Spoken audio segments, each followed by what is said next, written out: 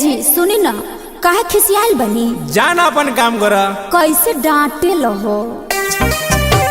Adishakti films.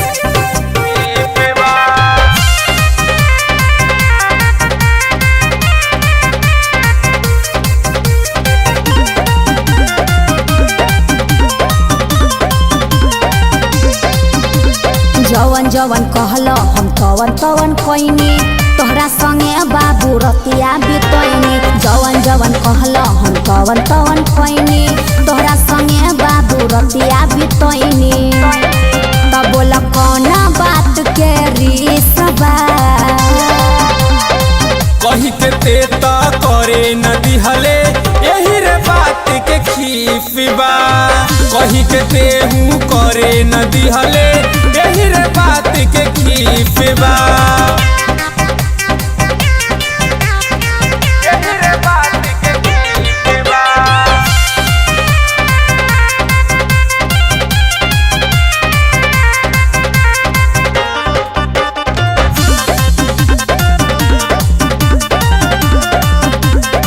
कमर पर हमारा अमर भइले, चढ़ी के कोई लोग रे। एही से कहिले तेहू सिखले, कैसे कैल जाला भोग रे। का बुझाई? तो तोरा पकड़े लायक नहीं के भरोसा, तो जाके बगली में काट ले समोसा। हमार सब काले नीमन पीसबा। का बुझला? कही के ते त करे न दिहले, यही रे बात के खीफबा। कही के ते हूँ करे न दिहले, यही रे बात के खीफबा।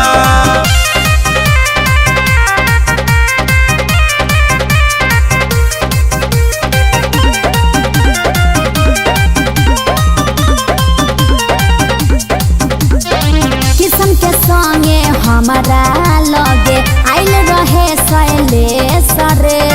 रात भर में मूड हमार कई देलस फरेश रे।